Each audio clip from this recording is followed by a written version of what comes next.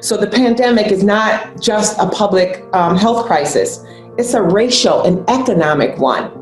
The people most impacted by this are youth, our elderly. It's because of the racial, health, and economic disparities that we have in this country. There's not an equal distribution of this. So again, an encouragement to look individually at each family, look individually at each child, to really think about what the impact is. We don't want broad strokes because that does not really help us be prescriptive in terms of what families need.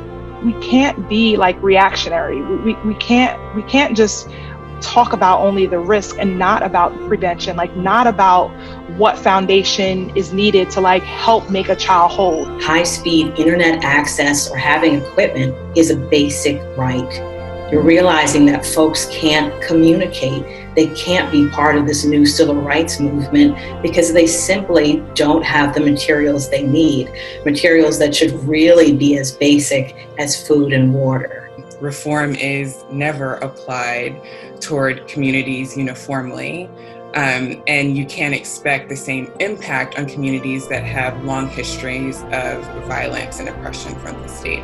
I created a 3-person evaluation team to review the youth that were currently in detention at the time of the shutdown, so to speak, using these revised admission criteria to determine which youth may be released to alternatives to detention.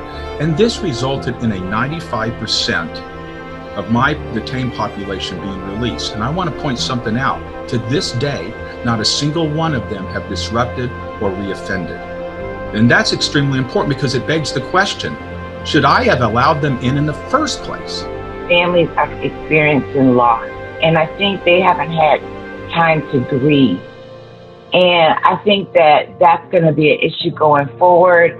There was a lot of people who lost their life during this pandemic, and families are going to have to find a way to grieve, this process because they weren't able to say goodbye to their loved ones. One of the things we know is that when people belong, first of all, their capacity to resist trauma is greater. That is, the effect of an event is less likely to be traumatizing if you are in a space where you belong.